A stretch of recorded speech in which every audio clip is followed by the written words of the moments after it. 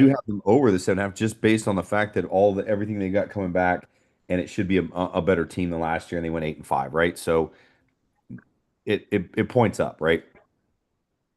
Yes, I got the recording going and I got the live stream going, and we will start the podcast.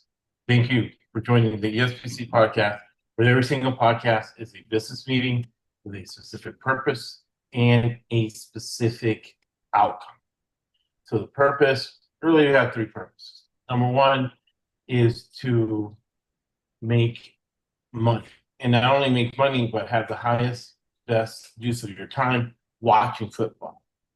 Randy's like we watch excessive amounts of football, and we cannot justify the excessive amounts of time we watch football unless at the end of the day we can buy our wives a Louis Vuitton purse based on watching football.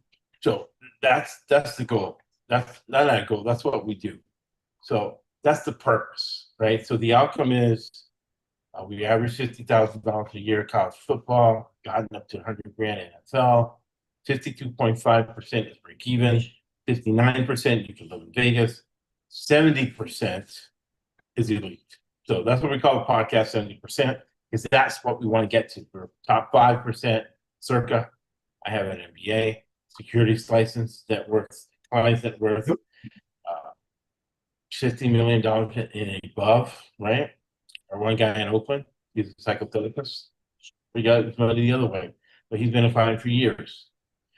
So we apply fundamental analysis. Fundamental analysis, nobody's ever gotten rich with technical analysis. That's what they teach on CNBC, Bloomberg. So what we do is we teach fundamental analysis and apply it to football to consistently monetize and get those numbers that I just advised. However, no man's an island. And if you're the toughest, smartest person in any particular room, get out. Get out of that room. All right. Get somebody tougher and smarter than you are. And we're fortunate in college football this year to get somebody who's a lot smarter, a lot tougher than I am. Randy, firefighter, college pitcher.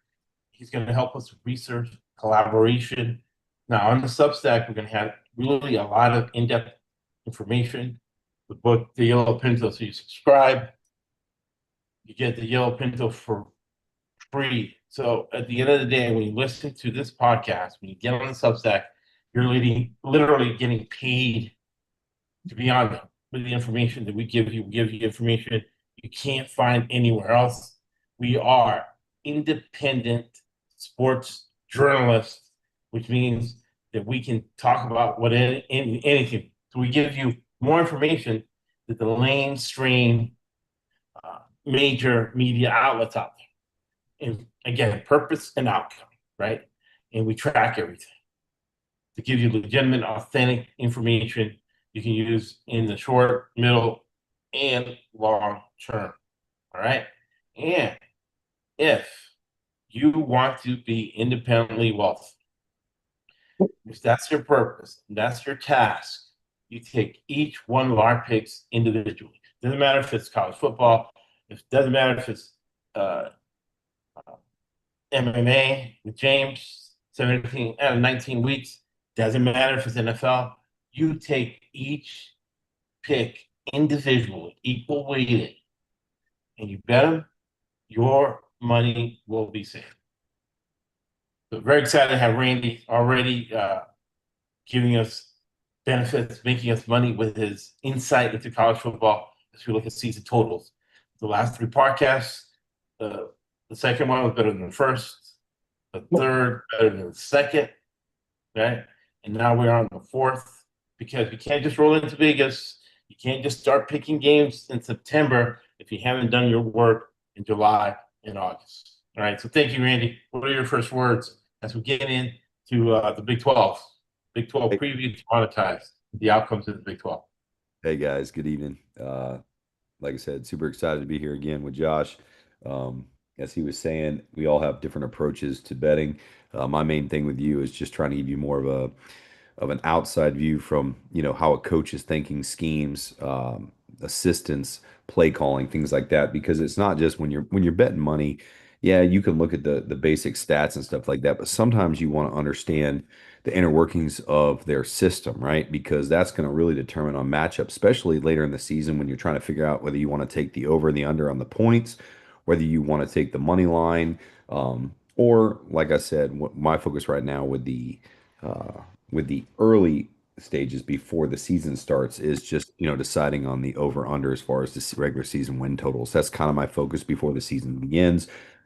As Josh said, once we get into the weekly season, we'll really hammer down and focus on the matchups to give you guys the best opportunity to win. Remember, this is entertainment purposes only, but we are here to do the what I call the weird research, the stuff that most people aren't thinking about when they're looking at their bets. Hopefully, we can give you some really, really good, insightful information to make the best educated decision that you possibly can. And again, I want everybody to be successful. But just know that at the end of the day, this is really important for me to try to do everything I can along with Josh to get these, get you the right information so that we can make the right decisions, right? So with that being said, Josh, again, let's get into it, man. All right. So in fundamental analysis, which is what got poor and middle class people rich, technical analysis has not. People have gotten rich selling technical analysis. So in fundamental analysis, what you look at is the corporate governance, the business networks, and how does that apply to the business, right? So one thing to look at is, why is Elon Musk such a big deal? Elon Musk is such a big deal because of fundamental analysis. Who is calling the shots, right? Who is coming up with the strategy?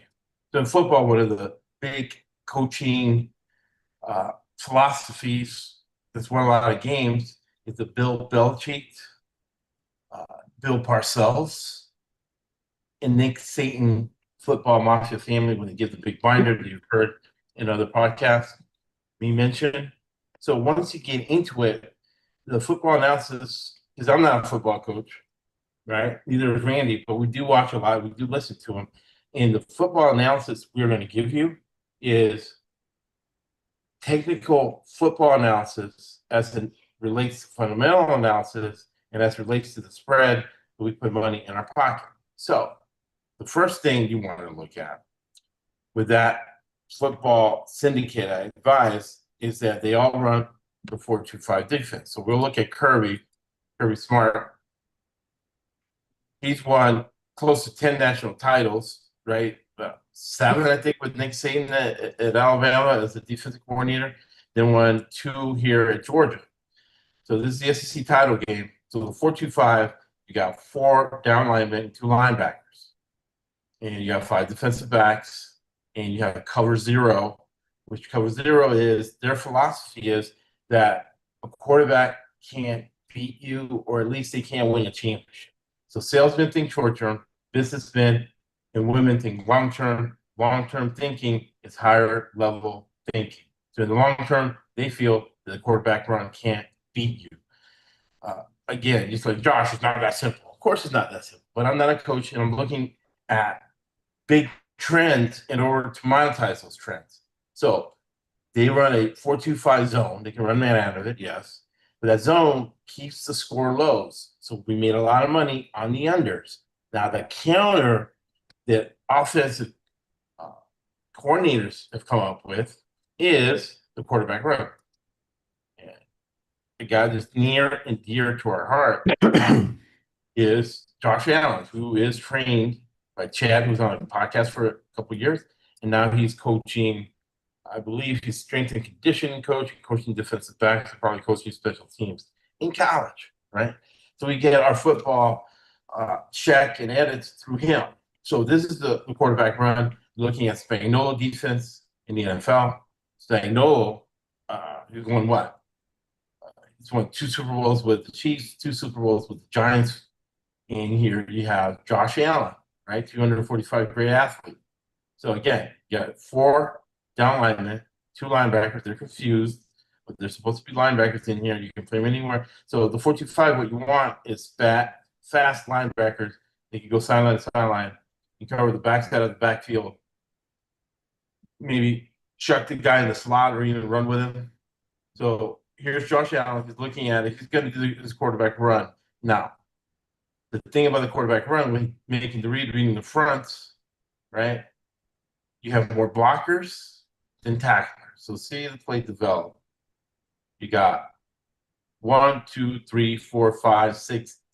Bills. You got 4 Chiefs, maybe 5, maybe 6.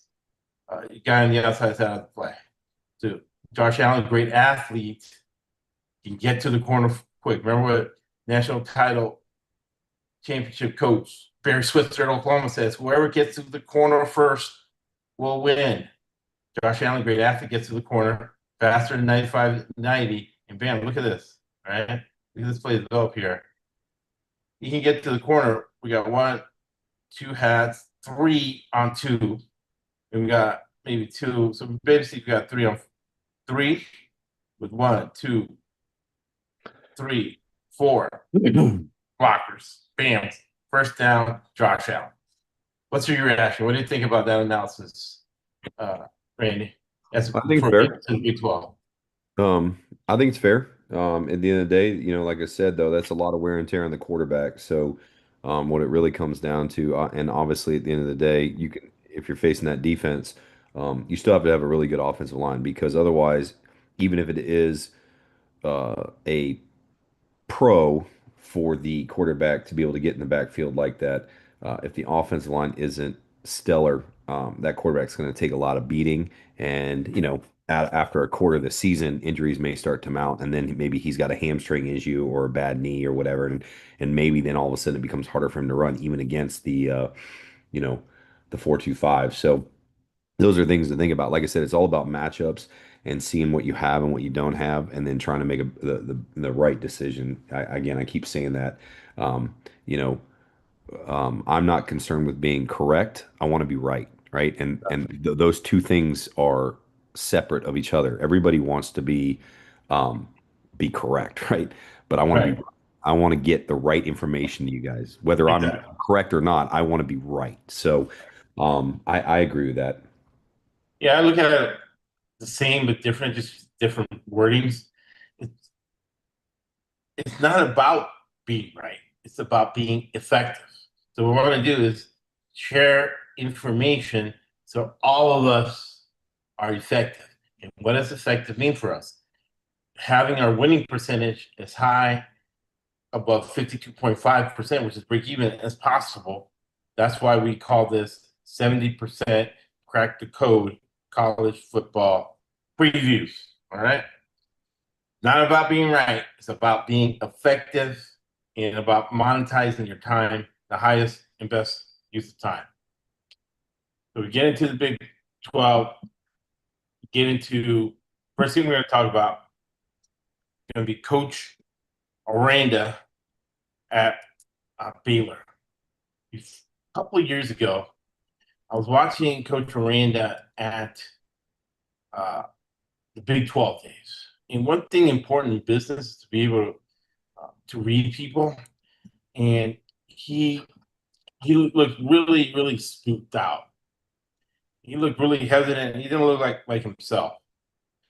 So then I did a little research and I found out that his dad had passed away maybe a week before media days.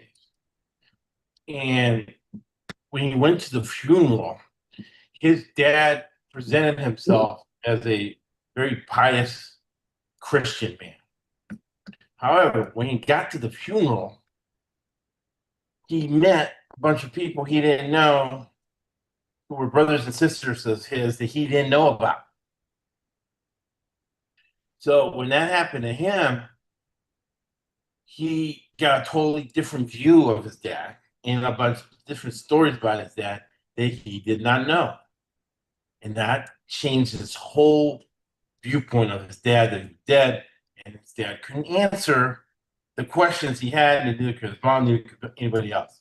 So at that point, again, using fundamental analysis, I knew that the head man's head was not going to be around what was going on for a year. I remember when my mom died, I was off for a year, literally. So now this guy's running a big program. So I've been under the season total, and I was able to monetize my impression of Coach Randa. They came back last year, they're in five. Uh, he won the national title as the defensive coordinator with Coach O at LSU. He has 73 career starts coming on the offensive line. Now, remember, career starts, you're looking at the management of the team. However, you got to mitigate talent because Ohio State can have all freshmen, right, and still be good. Maybe not right away early in the season, but they're going to be good. Baylor, not so much, except Aranda's a really good judge of talent. So you have the battle. You have difference. When you start evaluating teams, the first thing you look at is this a blue blood or is this a developmental team?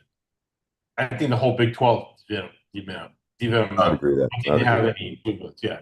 So you But got, sorry to interrupt, Josh. yeah, Just so go ahead. you're aware, listen, the Big 12 is a really really exciting conference. If you have a team in Right, there and you're watching us, you can watch every team every week, and it's going to be a good game. It's going to be entertaining, right? So right, conferences go, super fun to watch.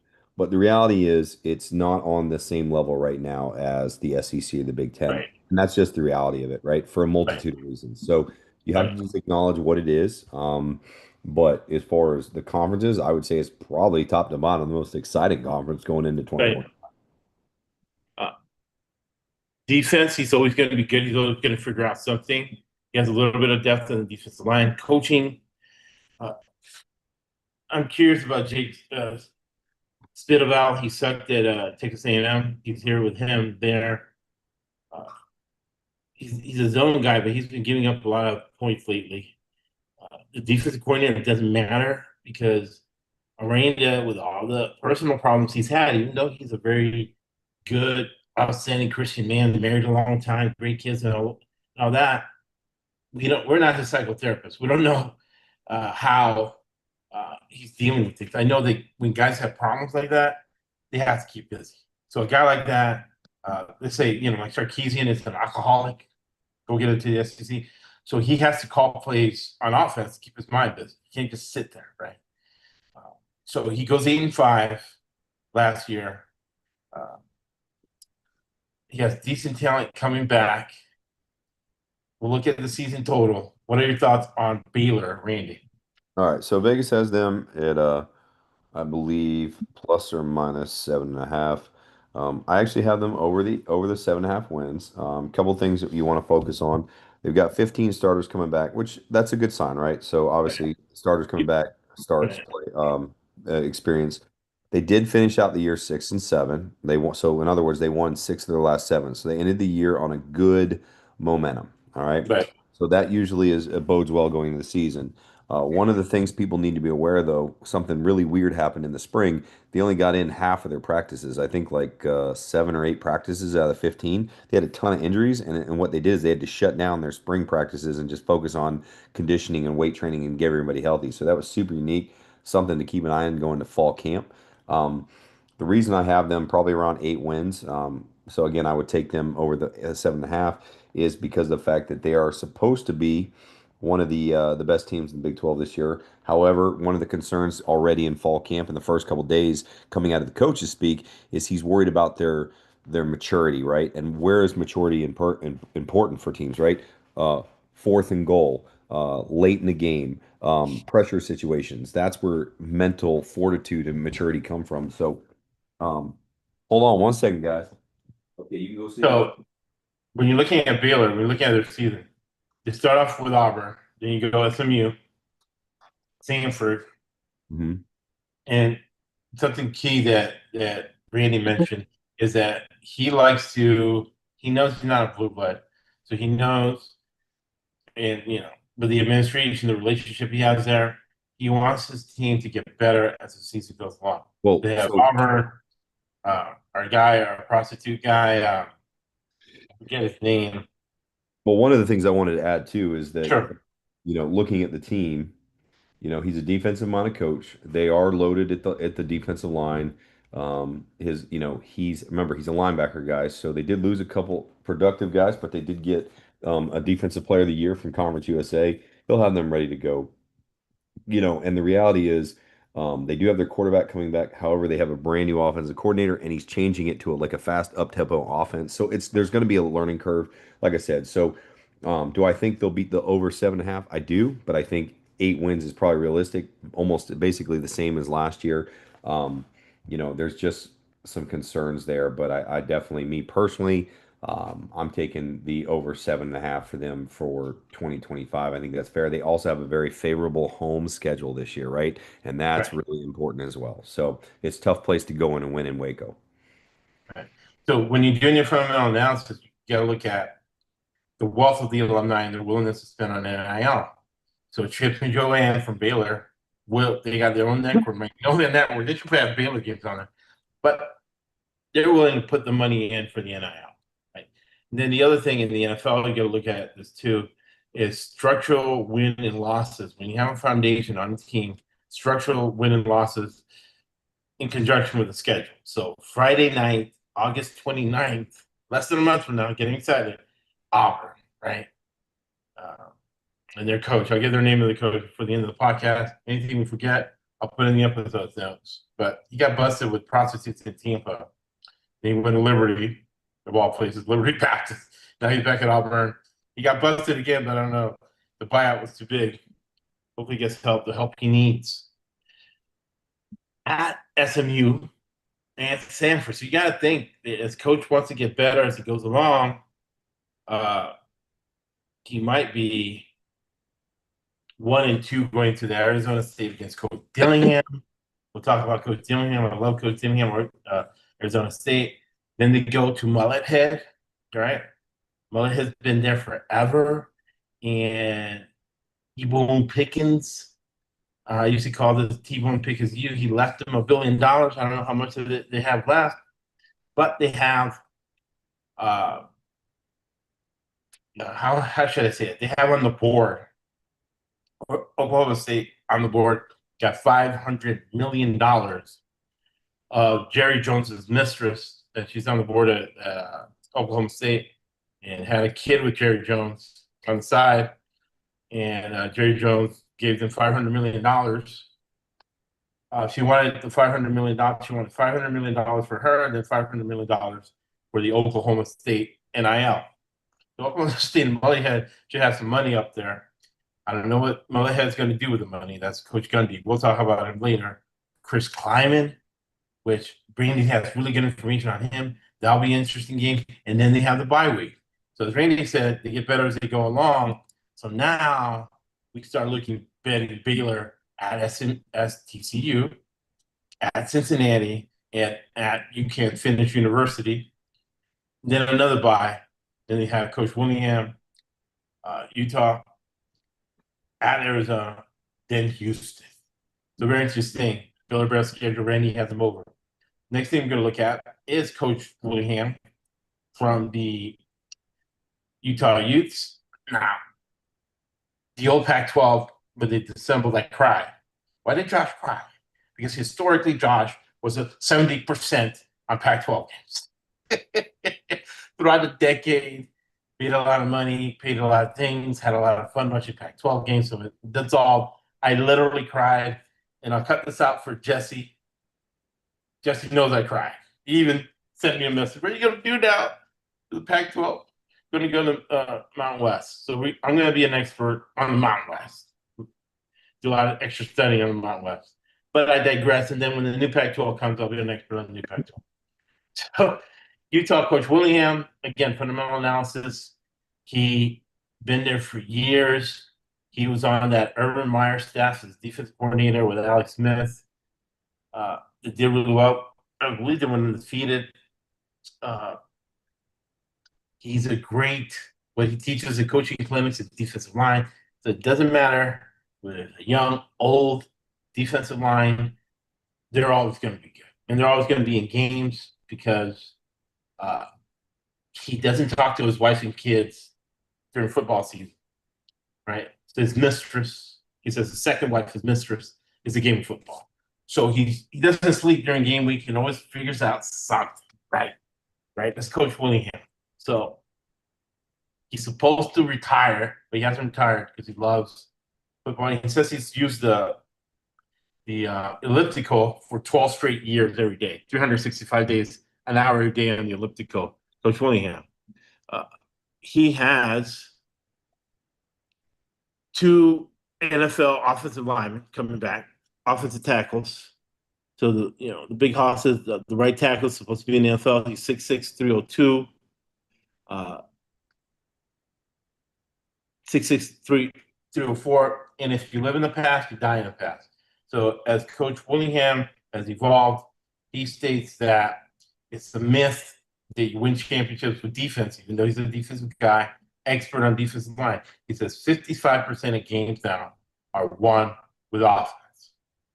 So we've been picking overs on Utah since he said so. 55% of games are won on offense, 40% of games are won on defense, and 15% of games are won in special teams, according to his proprietary own study over the last 20 years of football. That's what Coach Willingham says. Do we believe him or not? We just know that's his philosophy going into the games. So he's always going to have a really good defensive line. Who are his offensive coordinators? He likes to fire offensive coordinators. So he has a lot of them coming in and out. It doesn't really matter because he has, like Coach Saban has a shell of an offense, and then the offensive coordinator has to work within that shell. All right, so Jason Beck is a new guy. Defensive coordinator is Morgan uh, Scanley. He is the head coach in waiting. Who knows how long he's going to wait? He's there because he's a great recruiter and he's a great X's and O's guy. So coaches just split him up into X's and O's and recruiting. He has them both. What are your thoughts on Utah, Randy? All right, so here's the deal. Utah went, I believe, let me make sure I get this right. They went 5-7 last year. Vegas has the over under at 7.5. Um, I'm gonna have them at 8 wins this year, and here's why, right? So something to keep an eye on. Josh just talked about their offensive coordinator Beck, but he's from New Mexico, right? Who was his quarterback last year? You guys remember? If you don't, his quarterback, I believe, was hold on. Devin Dampier, right? So last year, Dampier threw for almost 2,800 yards. He rushed for almost 1,200 with that same OC. And now Okay, the OC has now come to Utah with that quarterback, and right. he's a running quarterback. He's a dual threat. So Got their it. offensive line is going to be better than it was last year. But at the same time, now you've got a quarterback that can run. So even if pass protection breaks down, he can scramble. It's going to keep the defense honest. They Right. did running back by committee last year. They've tried to bolster that in the offseason, but it was pretty bad. It was just under 1,300 yards total, I think, for everybody, right? That's awful. So obviously you can't really get worse running back wise. And now that you got a dual threat quarterback, it might open up the running lanes. However, it just depends. But knowing their offense, they're obviously going to run and pass. So I do have them over at 8 wins. I think they're going to improve. He doesn't. I think it's his first losing season since 2013 too. So Willingham is not going to sit idle. Like I said, he was pretty not happy at all going into the offseason with his team 5-7. The other problem is you got to remember too. Last year they went 5-7 because Cam Rising was out most of the season, so Right. they didn't have a quarterback. They got a guy that can play. Like I said, I know he's coming from New Mexico State, but he's not learning a new offense. Same exact terminology, same exact offensive scheme, up tempo. And because of that, because the quarterback and the OC are on the same page, it's going to bring the offensive line along faster than normal, right? Because they're going to be able Right. to communicate to them in the film room. So I've got them over 8. I don't know if they'll get any more than that, but I'm taking them over 8 for the win season. Um, and again, they're just going to be a really improved team. And some people have them, higher up in the top 4, for the Big 12 thing. I don't know if they get that high, but again, I'm looking at over, win totals over under. I'm taking them over the 7.5. I feel comfortable saying that with what they have. Obviously, they got to stay healthy. They don't have much in the way in quarterback behind this guy. And if they do have somebody, the other problem you got to remember is if he gets injured, whoever steps in to play that guy is first year offensive coordinator, doesn't know the offense, and he's not going to have any experience with it, right? So that's going to be some hiccups. So the key is they've got to keep their quarterback healthy. If they do, I have Utah winning over 7.5. Right. And we'll look for structural analysis, fundamental analysis of the schedule, but we what Randy's talking about his quarterbacks, he's going to look at is is the first guy open. If he's not, he's going to take off, right? Because he's Mhm. going to have more blockers than 10. So looking structurally at their schedule, uh, again, using fundamental analysis, this has made a lot of money when you have a coaching mismatch. Right out of the box, you have a coaching mismatch. You have Willingham with a bad taste in his mouth because last year, this might be his last year coaching, a guy who's coached whatever, 30 years, great coach against Sean Foster, second year. He used to be a running backs coach. This is second year as a head coach with a bunch of transfers, bringing in a new offensive coordinator. The sophistication is going to be lacking. I like Utah a lot in that game. So that's 1 win. Cal Poly, Division 2 at Wyoming. Big talent advantage and a good coach. That's a win. Texas Tech at home and at West Virginia. So you're looking maybe at a 4-1 start. After bye week against Coach Willingham, two great coaches. That game could go either way. At BYU, that game could go either way. At Colorado. So at this point in the season, going into Cincinnati, they should be either 5-2 or 6-1. Colorado coaching mismatch with Coach Prime there. That's 7. Cincinnati 8 at Baylor, maybe 9. Kansas State, maybe 9, and Kansas. So I'm looking at Utah winning 9 to 10 games, between 8 and 10 games. But knowing Coach Willingham is going to be closer to 9 to 10, and then Randy has the total of what, 8, I, 8, 7 well, half, what I'm saying is I have them winning over 7.5, right? So my job right now is just to right? tell you what I'm going because it doesn't Yeah, matter whether they win 11 games or 8 games. The goal is to get over that 7.5. I have I them like that a over. lot. I like that a Yes, lot. Yeah. yeah. So So, I got them at 7.5 or over 7.5. so That's my I think job they're going to tonight. win. Yeah, I think they're going to win 9 or 10 games. So the second we end this podcast, I am betting $500 on the Utah Utes to go over 7.5 games. Boom. That's how you get paid listening to the podcast because we're making money, purpose and outcome, very specific. Right. That's why the $12.99 for the Substack subscription is a gift. You might want to look into paying the $500 for a lifetime subscription. Mhm. It pays for itself in spades. And then we share information. Because no man is an island. Next thing we're going to look at another great coach. You got a lot of great coaches who know how to do more with less. You got Matt Campbell, great coach, always figures something out. Uh, he's in the developmental coach Hall of Fame. All right. Dan McCartney guy. Uh, those folks are the Million Man March. Really, they teach a lot of really good values. Really good, solid Christian, successful men. Uh, Mr. Campbell makes $4 million a year. Right. The story was a stupid kicker they had who went to a sports book, put his mom's name on it, and then went on Instagram about bets he was making. That messed up Iowa State for a while because I think the starting quarterback was involved. But they cleaned out all that up. I used to hate when they used to get those 3 stars from the city of Tampa, right? Why didn't he go to USF? Da, da, da. What are your thoughts on Iowa State, Randy? All right, so let's talk about Iowa State, right? They lost in the Big 12 championship against a very good Arizona school state school last year. They Yeah. did finish 11-3, beating Miami. However, that was a depleted Miami because Cam Ward didn't play most of the game. It was their best Right. season in 133 years, right? Vegas, my concerns with them this year is their defensive line is um, in complete rebuild mode. They lost 3 of the 4 starters.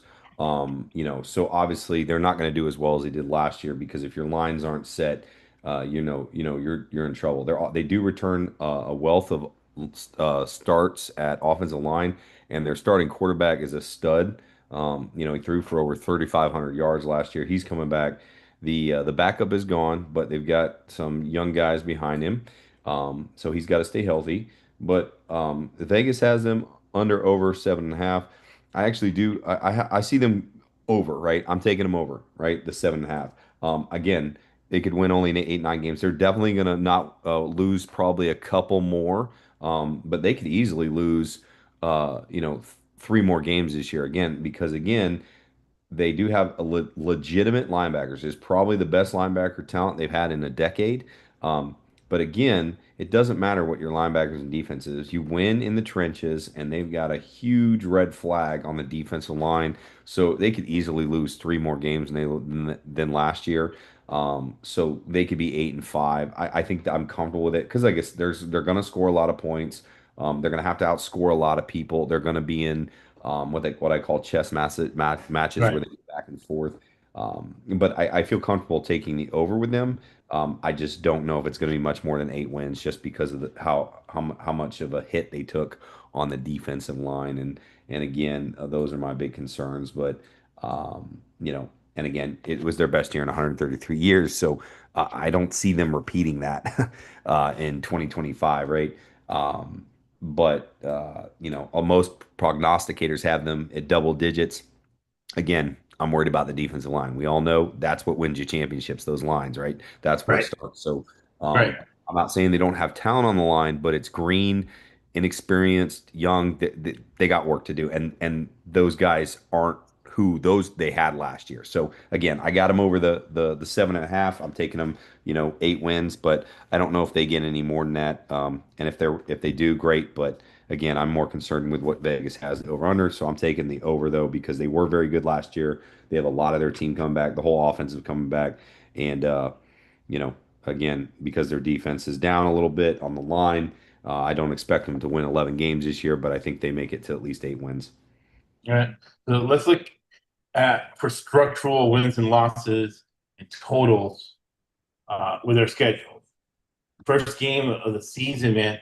And like your input on this, uh, man, it's tough to have a conference game right away. So we go Well, against remember, and that game's I believe in Ireland, right? So right, it's in right out, Dublin. Yeah, yeah, right out the rip, you got to get on a plane and go. So very exciting in 3 weeks, August right. 23rd. So what's going to help them though is they got continuity in the offense. They got a veteran O line. They Right. got a quarterback ready to rock. And so that's going to help them at least score in the first game and not be out of sync. But keep going, Josh. But let's see what we got. Yeah, yeah. So you got Kansas State, you got South Dakota. So if Randy and I ever got a program, and either Randy's head coach, I'm helping him in business, or I'm the head coach, and have Randy as my offensive coordinator, Chad as my defensive coordinator. We are recruiting Canada. I think it's underserved recruiting, Canada high school recruiting. That's why South Dakota State, North Dakota State had a couple of guys in the first round of the NFL draft. They did great with Canadian recruiting. That's why that game's interesting. So I would say it's one of those teams they can beat anybody, but they can lose to. Now, Iowa State game because of Iowa's great defenses they have with defense coordinator Parker and Kurt LaFrance. Uh, Literally, I'm 90% on the under.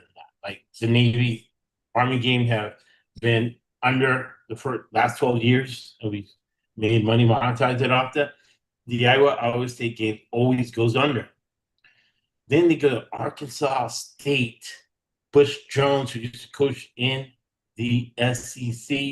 Bush Jones had a lot of success uh, in, I forgot that school's name. It's in Michigan, Division 3. He won a lot there. He won at Cincinnati.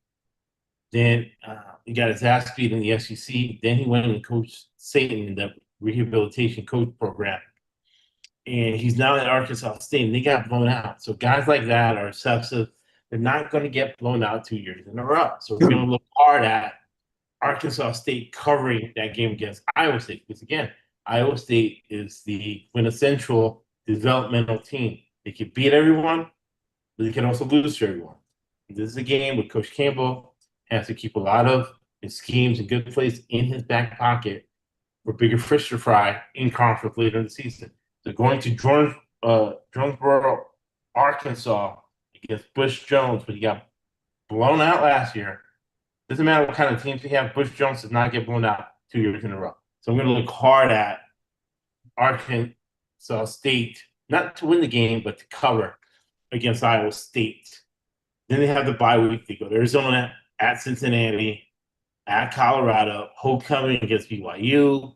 Again, a homecoming game. BYU should have better talent. Remember, BYU, uh, we'll get into BYU in there. I think really it amounts to cheating, but we'll get into BYU. So BYU is tough. BYU is going to be favored, but we got to look at that line for Iowa State to cover because Iowa State has covered for me as a dog a lot. If we've been able to monetize it and live well off Iowa State games. Arizona State, Coach Dillingham, TCU, then another bye late in the season.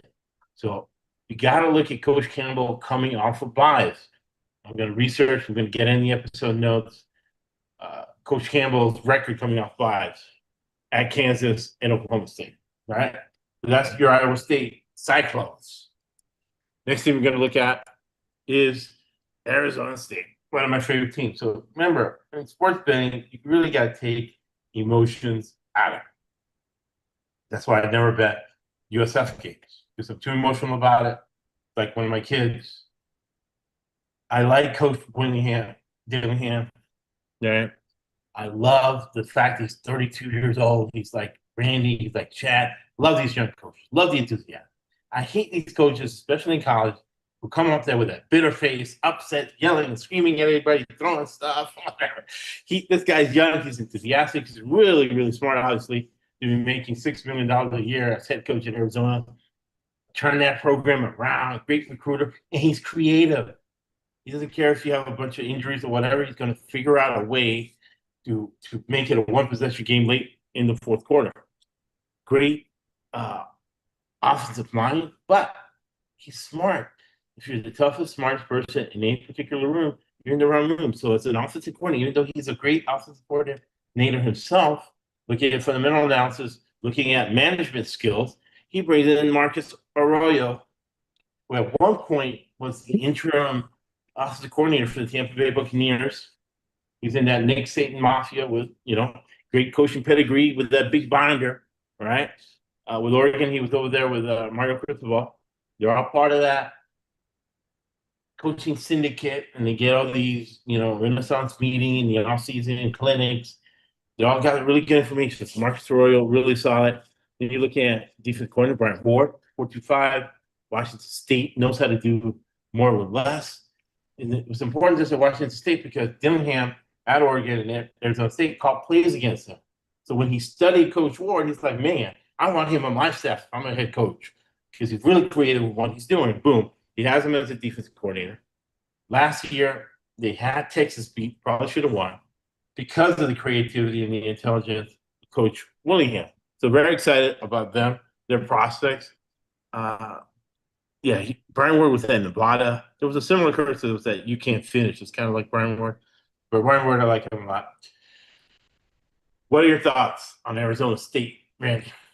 So obviously everybody's main concern was when they lost to running back Scatterable. But people forget they did get the stud running back from Army in a transfer in the offseason. Mm, Guy tore it up, leading Army to the American Conference Championship game. yeah. So their O line is loaded. Wide receiver wise, most people don't know this, but one of their top two wide receivers actually got injured late in the year against Arizona and didn't even play against Texas, and he tore it up late in the season. So I believe he was averaging, if I correct me if I'm wrong, he ended up becoming the go-to man. Halfway through the season, he finished with over 1,100 yards receiving, right? And they didn't have him for Texas. That's a game changer. Right. They lose their tight end, but they are loaded on defense. Vegas, I think, had them under over 8.5. I easily have them winning 9 games. That's all I'm going to tell you right there. They have their quarterback coming back. They have 16 starters, I believe. Hold on, let me look, make Mm, sure. Make yeah. sure I said, yeah, 16 starters back. Like I said, they replaced the running back with somebody who's going to be really good. Their O line is legit, so that running back from Army should have all day to run. The quarterback is legit. I believe he threw for almost 2,900 yards. So obviously those numbers are help when you have a really great running back like he did last year. But again, they got a good guy to replace it. So I expect similar numbers for him this year. I don't expect him to light it up, but he's, 62%. And, his touchdown to interception ratio is somewhere around 4-1. So if he throws four touchdowns, he might throw a pick. He doesn't rush for very much, couple hundred yards, nothing crazy. But he's a game manager and he tries not, his mistake wise, 4-1 ratio is pretty good. So the big thing is, like I said, a lot of people have them picked as a playoff contender. A lot of people have them picked as the best team in the Big 12. What I will tell you is I'm taking them to win at least 9 games, right? So there's that. That's awesome. And again, college football in the NFL, it's almost like horse racing where you don't necessarily pick the horse, you pick the trainer, you pick the jockey.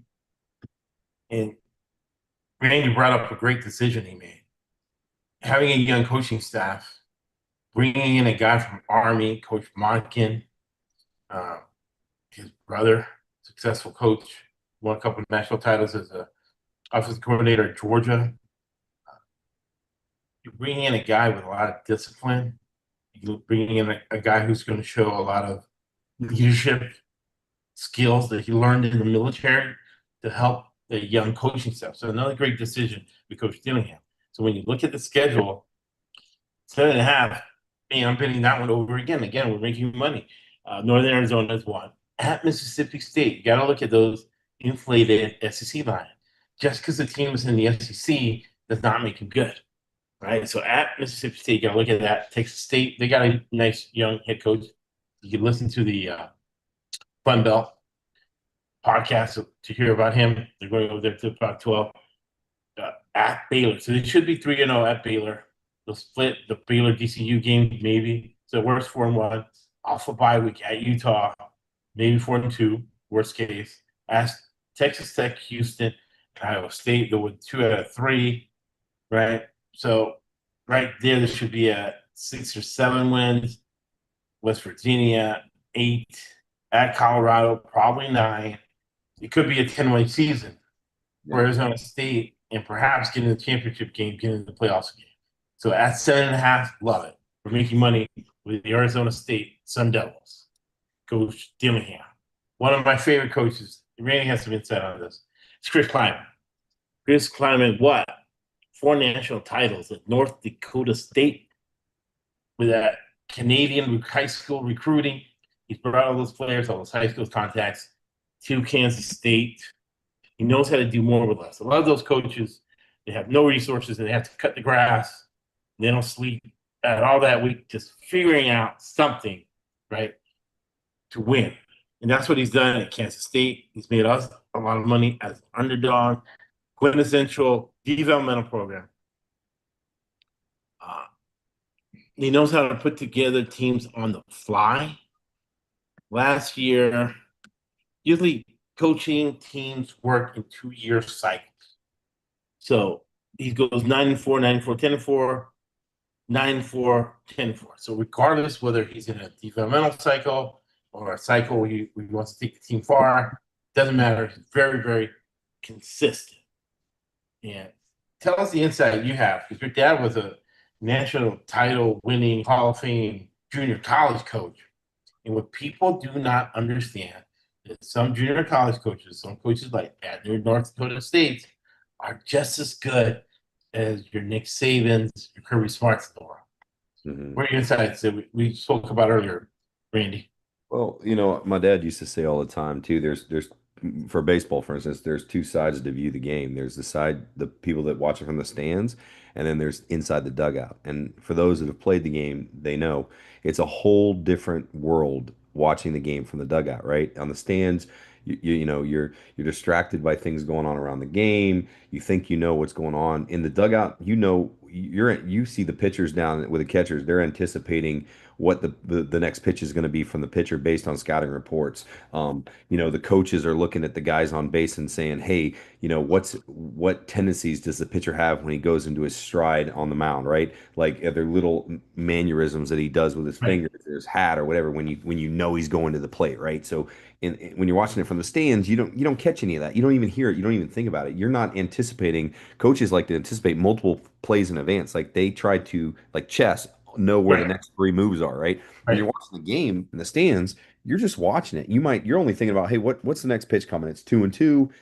Is he going to throw a breaking ball away? Is he going to hit him with a fastball? What's his weakness? When you're in a dugout, I know, okay, it's 2-2. Per the scouting report, he's about to throw a circle change on the outside. This guy can't is gonna be out early and whatever. Like it's just different with coaches, and that's why I was saying from day one, being on this podcast with Josh, I try to get it from, I want to understand the coaches, I want to understand the schemes, I want to understand the roster management, because I was raised as a coach's son, so that's kind of how I approach these games. And again, what works for me may not work for you. However, I hope that I give you great insight so that gets you thinking a little bit and go, hey, you know what? Maybe I was going to take that team at 9, right? 9 wins, but after listening to a couple things and I see, boom, they got a new offensive coordinator, new quarterback, whatever. Maybe I'll take them under, right? right. Because you know that the mental side, they got to learn the game, they got to learn the playbook. So there's a lot of things that go in, um, but overall, it's really good to see Bulls aspects. And like I said, regardless of what sport you grew up playing, if you paid attention to how the coaches run the system, the program, and the game plan, it all translates the same way you see it across all spectrums of sports, right? The concept's still the same. The organization, the planning, the strategy, etc. Oh, And we're on Kansas State, correct? yeah, yeah. Kansas State. Blake Barnett. Wasn't he at USF at some point? There was another guy. Um, His name was. Blake, what'd you say? Blake Barnett? Yeah, he was a white guy at a Corona high school. Yeah. Yeah. He these guys are playing 6, 7, 8 years. I think he's popped up at Kansas State, but Johnson's gonna be the starter. Uh he looked good to me. And again, this is a +1 team, right? With a athletic quarterback. So what I call +1 team is, climbing on the fly with new players, gonna keep it simple. If the quarterback does not, if the play's not open for him on the when he drops back, he's gonna take off and run, right? That's what Johnson is. That's what Johnson does, and he figures out a way to keep close in games. Uh, so we're gonna look at the schedule. They're gonna get better as they go along. Do we see any structural things? Uh, bye week before Kansas. So regardless of what's going on, that'll be interesting. That game probably will go over. Then another bye at Oklahoma State. That game will probably go over. Like Randy said, there's a lot of questions mark with them. We really got to look at Kansas State week to week, right? Next thing we're going to look at is Texas Tech Red Raiders. We're talking about this team before the podcast. Well, I didn't get a chance to say it, but just those who Oh listen, yeah, go ahead. they were 9-4 last year. Right, They seem very talented on paper. My biggest concern is they only have 9 starters returning. Uh, right, and now don't let you fool you. They have really good talent on both sides of the ball. Okay, but 9 starters in that system are returning. That's usually a red flag for me. right, And then the other concern that I have is that they have a really, really, really tough road schedule. Vegas is got it over under 8.5. I'm taking the under. I think they can get to 8 wins. Maybe they surprise me and I'm wrong on this on that assessment, but I feel like wins is going to be their max. So I have them under 1 loss less than last year. And again, my main concern is that it's the starters returning. You've lost, you've got to plug in, more than half your team on both sides of the ball. And depending on how quickly they gel, like I said, unfortunately, they got a really, really tough schedule. Army's not as tough on their schedule as it was last year because they lost their running back and it's now in a Big right. 12 team. But looking at it, it's going to be real borderline whether they can get to 9 wins again. So when that happens, I tend to go with my more comfortable pick, which is the under 8.5. So I've got them at 8 wins this year, under the 8.5. And one thing about Coach Coleman, so if you see a big spread of Kansas State, don't necessarily look for the favorite. Matt Wells, the head coach, former head coach at Utah State, is now the offensive coordinator. So he's always going to figure out something. And like Coach Willingham says, 15% of games are won with special teams. And they have Nate Krasor, who was a special teams coordinator in the NFL, okay, with Tennessee and Tampa Bay. So it's going to be always a well-coached team. They're always going to be in game. So you have the season total, but then you have the side and the total. So you always want to look hard at Kansas State as an underdog. If it's over a key number, key numbers are 3, 7, 10. So if you get Kansas State at 10 and a half, you always want to do your research. Second rule of betting, and we'll have a link to the top 10 rules of betting. Okay. And the second rule of betting is always do your research. But at first glance, you see a big line, you see Kansas State, uh, because of Coach Wells, because of the special teams coach, uh, and because of Coach Kleiman's work. So guys like Randy's father, who won national titles in the lower divisions, those are great coaches, right? And they're not going to give you the game. You're going to have to beat them.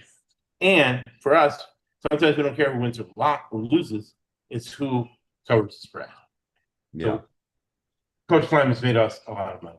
Next thing we're going to look at is Coach McGuire. Talk about him for podcast. They run the air raid and the 3-3-5 defense. And Randy's got some insight on that.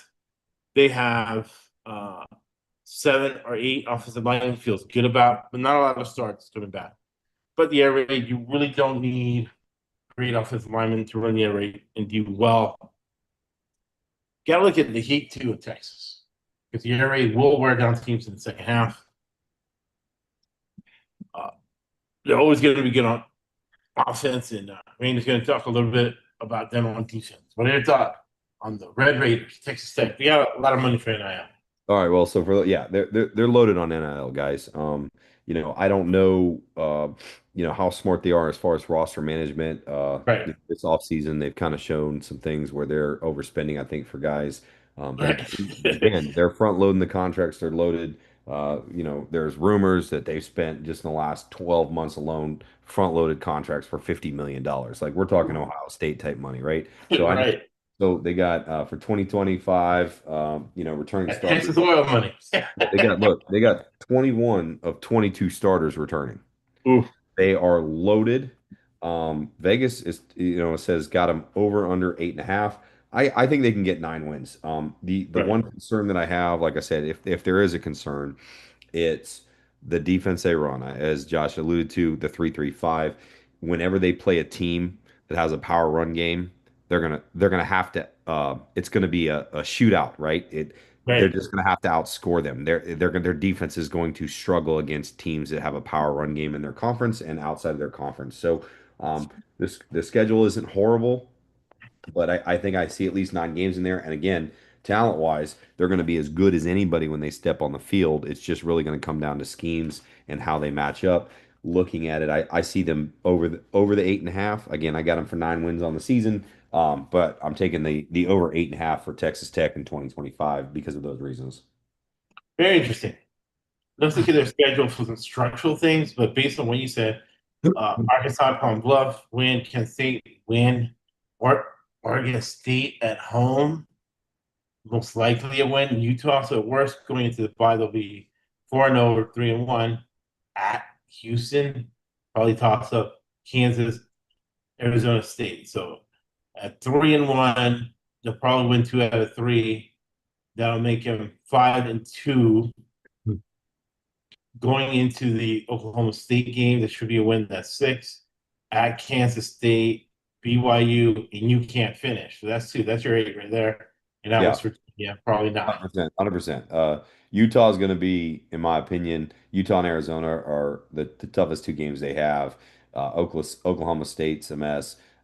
Kansas is Kansas. They're fighting for 500 every year. Houston is horrible, and on the road, the last couple of years being in the Big 12, their fan base has Right. been non-existent. So there's no, I'm not worried about a home field advantage for Houston. BYU is completely gone backwards since their quarterback left for Tulane. UCF Right. is a complete rebuilding year with new coaches, new coordinators, and they Oof. lost a ton of talent, including their Oof. best wide running back. So again, remember what I said against like a Harvey, RJ Harvey would have against UCF. That would have been a problem. You know what? You could have said, hey, Right, maybe UCF would throw the upset, but there he's gone now. West Virginia's in a complete rebuild, so it is on the road. But the one thing the West Virginia one's interesting is because of the fact that it's November 29th. Well, what happens in West Virginia the weekend before December? It's freaking snowing, and if it right, isn't snowing, it's going to be 12 degrees outside. So that's going to be a really, really tough one for Texas.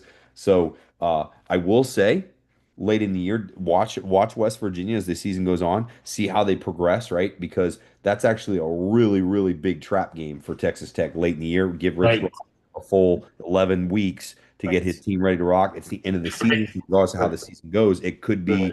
their Super Bowl. It's going to be cold. It's going to be miserable. Those guys coming on things. So that would be a game that I'm going to follow through the whole year because that could be an upset pick late in the year for me to take West Virginia on the road over Texas Tech for, as they call it, the Daily Lotto, right? So Right. just really, that's a really, really cool matchup to follow throughout the year between both teams, see where they're at in week 11. And, like I said, if you're looking for a last minute decision, that would be a really, really cool one. At least, like I'm going to tell you right now, I'm going to make that one, right? So, but I got to watch it and see. But you don't have to make a decision today. But definitely that one circle on your calendar is, hey, that could be an interesting one, especially if the spread's good on that, right? So let's keep That's an eye. very But that's right. At first glance, you got to look at Rich Rod as the underdog at home in the snow. yeah. Well, like I said, he doesn't. Right, especially if Texas Tech has a really good year. Yeah, well, and that's what I'm saying. Defense We'll see attracting. how it Right, unfolds. But I'm going to right, tell you right now, Rich Rod. I right. know people remember him at West Virginia with the air raid offense, all that, but people forget he always had a good running back, and he was run first, right? Steve Slayton, Pat White, they like to run the ball, and he's gonna and the cold with his mentality and his thing, he's gonna run the ball. Well, remember what I said? They run a 3-3-5 defense. So against good running teams or teams that like to run there's going to be gaps in the defense where the guy can get in the backfield 8, 10, 12 yards, right? So all of a sudden you get in the third quarter and it's a close, tight game in West Virginia in the snow, and uh-oh, here we go. You know what I mean? Here So, we go. like I said, and that gives Rich enough time throughout the season to really figure out who's his strength, develop guys, whatever. If there was early in the season, I'd say no way. But again, that's one I've got circled as, hey, that might be a nice little pick late in the year if I'm looking for something that final weekend. We have to. I'll reach out to him. We have to get Augie Sanchez on the podcast to talk about going against a Rich Rod running offense. Oh my Rich goodness. Rod is going to try to get this Hey, kid. that's the guy. Yeah, that guy, man. Or Ben Moffitt. That's the guy you need to ask. He tore him up. Right, right. We They talked still about got that game. nightmares of Ben Moffitt running in the end zone. Raymond James. I'm telling you right now. That was South Florida was West Virginia's Achilles heel on that. I was at that game. Oh Lord, Coach love it. We had it rocking. All right. All right, go ahead. Yeah. So from there we go to the TCU Red Hunters Dykes. Daddy was Spike Dykes. He's Sonny Dykes. Uh, first round draft pick at Cal Golf. Uh, Chance, who's Chad's brother, had a cup of coffee in that program. Uh, I'll ask him about it. His coordinator was his dad's coach, uh, Briles, Kendall Briles, who cannot coach outside of the South because of what happened at Baylor with all those girls being raped by the football players. But I digress. He said he didn't know anything about it.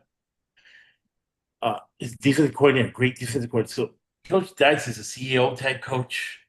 He basically drinks all week, and if you have a problem, come get him. Otherwise, he's going to keep drinking and recruiting, and he's going to depend on the coordinators. Browse is a good guy, basically runs kind of the spread air raid, but he runs out of the air raid. Avalos, Indiana Avalos, great strategic coach, great recruiter at Boise State. He was fired because he wasn't a good enough head coach. But in this situation, a defensive coordinator is going to be fine. He was defensive coordinator at Oregon, so that means he's part of that Bill Belichick Satan mafia, right? So Brow's one of them. That defensive 4-2-5 binder in there. So I like Avalos in this situation. Uh, Coach doesn't have 2 bad years in a row. And since his dad was a coach, he likes being a developmental coach and recruit in 2-year cycles. So in 21, they were 5-7. That's the first year of the cycle. Next year, they're 13-2 and got blown out in the title game by Michigan. They won 13 games. Next year, 2023, 5-7. Next year, 9-4. So maybe this year is a developmental year or maybe a middle year.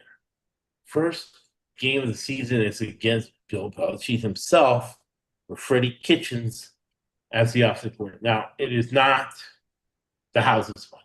It's my money. And I think I'm about maybe 36-2 betting against Freddie Kitchens. Betting unders on Freddie Kitchens. Man, that's an under game if I ever saw it. All right, so let me look at the total real quick. First game of the season. Still, I'm going to do my research. Just so you know, the over But Vegas has them over under 6.5. They went for that first game against North Carolina, yeah, let me they look also at went 9 the 4 total for last that year. game. So Let me while look that up because I'm getting excited looking at that total. I haven't even while looked at it yet. Let me pull it up over here Yeah, now. that's fine. While you're doing that, I'll talk a little about them. Their offense should be similar to what it was last year. So, the points, the yards per game, it's about equal. That's based on projections. They're going to improve on running backs by how much I have no idea. Offensive line, they're in great shape. Their weakness this year is the defensive line, but not by lack of talent, just by lack of experience. They have lost some guys. Their linebackers are loaded. Their defensive backs are loaded. So their strength of their defense is going to be the back seven, um, you know, or back eight. Just depends on what you got, but back seven should be. And realistically, they did win a lot of their games at the end of the year. They do have five Big 12 road games. They also have the toughest schedule in all the Big 12. So that's why when you're looking at it going, man, why is it over under 6.5? It's because they have the toughest schedule in the Big 12. And Vegas isn't real excited about them as far as, getting back to 9 wins. I don't think they get to 9 wins this year, but looking at their schedule, you got nice North Carolina, a bye, Abilene Christian, SMU, at Arizona State, Colorado, at Kansas State, Baylor, West Virginia, Iowa State, BYU, Houston, Cincinnati. Let's see, 1, 2, 3, 4, 5, 6. Gonna be tough. Um, and I think they win. I'm going to take the over on it. I think they get to 7 wins. I think they have two less wins than last year. I think they finish, 7-5. And maybe 7-6 if they play their bowl or depending. But I have them getting to 7 wins. I don't know if I see more than 7 wins, but I do. I am taking the over on that one. All right, so the highest level of probability in sports betting is 80%. All right. I think it's an 80% probability. I'm gonna bet it right now. I'm advising Randy to bet it right now. Anybody listening to my voice right now, go to your local sports book and bet the under 59 points Tennessee, North Carolina. Bill Belichick is the greatest defensive coordinator of all time. I think he's suspect as a head coach, 20% winning percentage without Tom Brady. But as a defensive mind, as a defensive coach, the money North Carolina spent on NIL, and with Coach Dykes, if you listen to Randy, he's going to have to keep some place in his back pocket, bigger fish to fry later in the season. So at the end of this podcast, the first thing I'm going to do is put $500 on the under 59 points. First game of the season against North Carolina, way, way, way too many points. This So game at most is going to be 24-13. Go ahead, man. I think that's a fair assessment, Josh, and here's why I'll give my 2 cents on it. It's Sure. opening day, right? Opening Right. weekend. It's Right. on the road in North Carolina. They've already announced Right. they've sold out that game. Game's sold Right. out. Fans are going to be nuts. The expectations are going to be high. The one thing is it's early in the season, so it takes 3 to 4 weeks before the offense really Right. starts gelling. So there's Exactly. going to be some open misses. There's going to be some miscommunication, even if they're veteran and they understand it. When you get a opponent like that out right out the gates, they're going to struggle. However, I'm not a big fan of UNC. If you look at the ACC Right. that Josh and I did. However, they're going to be stingy on defense. I could see TCU beating North Carolina, but it won't be by much, and it'll be a lower scoring game. Belichick's going to have the guys at least schematically, um, Right. really good defensively. I don't know if he's got the talent there yet. They're working on it. Guys are going to have to plug and chug. However, I don't think it's going to be a high scoring game, just because, like I said, it's at North Carolina opening game. Players will be playing hard for both teams. Both teams will be pretty healthy coming out of fall camp. They won't be beat up like halfway through the season. So I think that's a really good take that Josh has as far as the under 59 points in that game. Fitting the right way. We're making money watching football. And this is the defense right here. His disciple Kirby Smart. Uh, this is the base defense, except that this safety here is going to be deeper. This guy's going to be closer to the hash. This guy's going to be back. They're going to play zone all Well, day and something on to the think about too, guys, is remember what is Belichick's number one bread and butter? It's running the ball. Like he believes in running the ball, right, playing defense, right? Well, what did I right, say TCU's weakness was going into the season to start? It's the lack of experience on the defensive line. So if there's exactly. one game where they can chew up clock against an opponent early on, it's going to be TCU right out the gate. Again, it doesn't mean that they're going to convert on touchdowns or field goals, but it means that, hey, you know what? Their time of possession might be 25, 30 minutes. They might have half the possession, right? Well, if they keep the ball, it keeps TCU from getting the ball and trying to score. So that's what I said. I agree with Josh. I think it's going to be under the 59. I'm very comfortable. Like he said, if I was going to figure out what I wanted to do, that's when I feel very comfortable taking. Oh, love it. Love it. All right. Yeah. So love that under. Uh, then when you look at Abilene, so you can look at maybe 2-0 going to SMU game at Colorado, Kansas State, looking at about 4 wins at that point. Baylor at home, maybe 5 for West Virginia. So going into the bye week, after the bye, remember, Spike Dyke's dad was a coach, just a man who took a very marginal, talented team, took it to the national championship game. So coming after a bye, coaches like that, you got to look at hard. And then remember, we talked to you about Iowa State. They're not world beaters. So if they have 5 wins going into the bye week, you got Iowa State, BYU, at Houston, and Cincinnati. None of those people are world beaters. You're talking about a veteran coach who knows how to manage the trajectory of the season, knows how to manage a roster. So at 5, at that point, they're winning 8 or 9 games. Right. So easily over 6.5 points. Man, TCU is going to be very, very powerful and profitable for us. Feel very excited about the TCU corn dogs. I got a TCU shirt. I'm going to start wearing that a lot this year. My TCU shirt, my chance got there. I bought some TCU shirts. We wear them. We're going to be TCU enthusiasts this year. All right. So there you go. The TCU Horn Frogs. Very, very excited for us. Next thing we're going to look at is BYU. And I want to know Randy's reaction on that. Uh, I think it's cheating what BYU does, but we'll let him go. We don't talk about religion or politics in public. So what I'm making is not a religious statement. It's a statement based on demographics. And I'll put a link to this book. I like the book a lot. It's called The Triple Package. And the reason I like the book a lot is because it says that Cubans per capita are the richest people in the United States. Persians, but they address. That book, The Triple Package by Amy Schumer, who's good friends with Brett Kavanaugh in the Supreme Court. She used to get girls that look like models and send them to be law clerks for Brett Kavanaugh. And in this book, she made what are the different ethnic groups that make the most money, which are the most religions that make the most money. And the Mormon church has more money in real estate in actual dollars than the Catholic Church.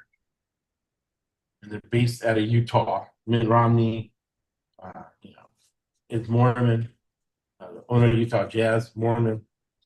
And if you ever read the book, 7 Habits of Highly Successful People by Stephen Covey was Mormon.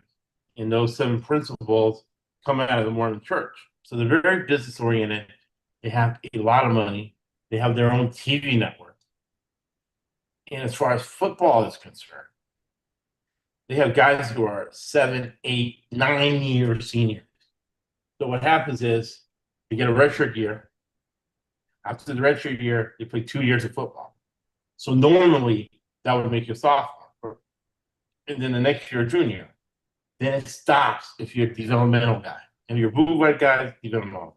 If you're a developmental guy, after 3 years of playing football, you go on a 2 year you go on a 2 year mission. And again, we talk about this a lot, the binder. In the binder, first time I saw the binder was when I was at a high school and this kid went to Auburn. He was an Auburn offensive lineman. Gave me the binder at the gym. He said, "Hey, this is a binder the coaches gave, and I have to go buy this binder. And this is a workout I have for every day that I'm not on campus. This is the workout I have to do." So they give these guys a binder when they go on a mission. So when they come back after 5 years after they leave high school, year number 6, they're a junior. Number 7, they're a senior. And you're like, "Josh, but you said 8, 9 years." Some guys have the COVID year, which makes it 8, and then the additional red shirt. So some guys have been playing football for 9 years, right? That's a huge disadvantage for them, BYU. So BYU brings 61 career starts, but you're looking at older guys, right? And they've been working out an extra year to get bigger and stronger. Coach Sataki, great coach, great recruiter.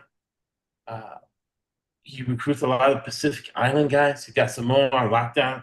He's a Samoan coach. 5th year offensive coordinator Aaron Roderick, right? BYU is known from the passing from the Lavelle Edwards days. Who invented the West Coast offense behind me?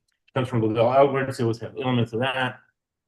It was play really good zone defense with veteran players. However, when Coach Strong was there, USF has beaten BYU a couple of times because we just had more talent than they did, but they had more experience. They have the advantage of playing in altitude. So, what are your thoughts on the BYU Cougars? And what are your thoughts on the 2 year Mormon mission and having 8, 7, So 8 year, 9 year seniors? I don't know if everybody's going to agree with me on this, but Vegas has got them over under 6.5 wins. They won 11-2 last year. They were a couple plays away from being undefeated. Right, Obviously, as you guys know, their starting quarterback who's really good. He came on late, but he ended up having a really good year at the end of the year.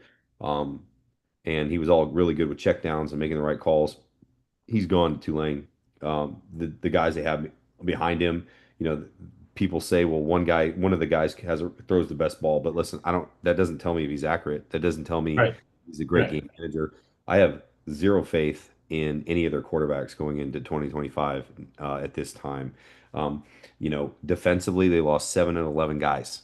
Right, they got decimated on the defensive line. That's going to be their weak spot on the defense. They right, have talent, but that's going to be their weak spot. Um, wide receivers, they're fine. Running backs, I think they'll be better. But again, your running backs were opened up last year because you had a really good throwing quarterback. Now you have nobody. So they're just going to load the box and dare the quarterback to throw. And right, I don't know if they have the guy. They have one guy from Western Michigan, and I think the other guy's from Utah State. right, Said he was a solid runner. I don't know. I'm taking the under. I think they get 6 wins. I think it ends up being a bad year for them. They do have an easier schedule. However, when you look at their schedule, I'm trying to find 7 wins. Portland State's a win. Stanford, I guess, is going to be a win, maybe.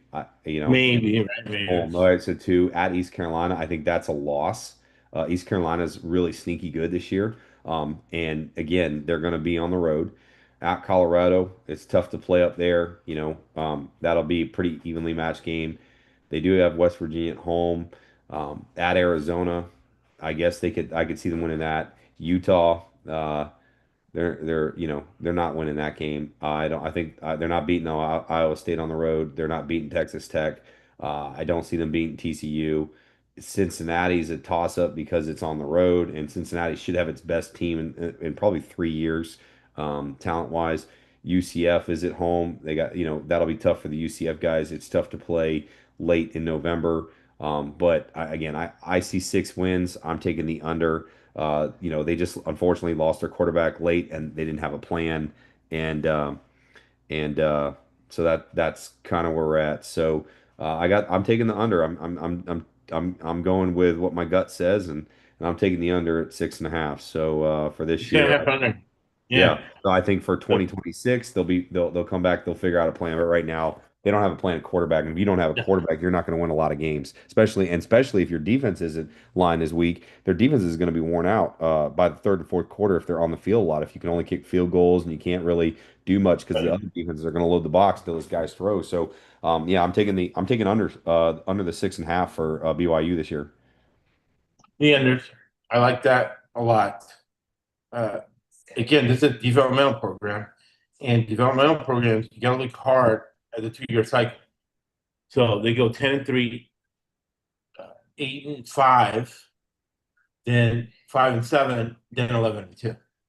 So this is gonna the 11-2 year was their target year, their up cycle. This year's gonna be a down cycle, like Randy's saying. And the guy they added an NIL or whatever they did to get that guy transfer there, their starting quarterback left because they have the honor code. So if you see a beautiful girl and you have sex with her, you get thrown out of campus, and that's what happened to him. That's what happened to Jimmer Ferret. He did the same thing. I can't say I blame him, right? God is the only one that judges people. The Bible says don't judge people. So Portland State. So you're looking at maybe under because people are thinking of when Jim McMahon was there 30 years ago and overs. If Yeah. this is a defensive minded guy, so you got to look at under. So that first game with Portland State on August the 30th. When we look at that total, you gotta look at the under that game. That game is gonna be always do your research. They don't have a total though. It's gonna be on ESPN Plus. But look for the under that game because BYU all they're gonna do is throw the tight end, run the ball, play zone, and maybe win 5 or 6 games, and it's gonna be under for rain. Those are your BYU Cougars, 8, 9 year seniors. They'll be good next year, not this year. Then you look at Cincinnati. I know Chance when he's not playing baseball, but he was down to 3 teams: Cincinnati, TCU, and I believe Texas A&M. He went to TCU. We were looking hard at the Cincinnati program. Coach Satterfield came from Appalachia State. He knows how to do more with less. 1856 record. Uh, Defensive coordinator, decisive vet. Too many variables for me. They only have 81 starters coming in on the offensive line. Uh, their top 8 guys are back on the defensive line, which is good for them. When you look at the trajectory and their schedule uh, at Nebraska, it has to be a loss because that coach has to start winning at some point. Something he's lost in the NFL, now he's losing in college. So that's a big game for that coach at Nebraska. Bowling Green, I have Nebraska winning that game. I think yeah, Vegas has them over under 6.5. I think I see maybe 6 wins there. So I'm taking the okay, under for them this year. They're going to be improved compared to last year. They'll actually be I think a lot better than people realize. It's the most talented team they've had, like I said, in about 3 years.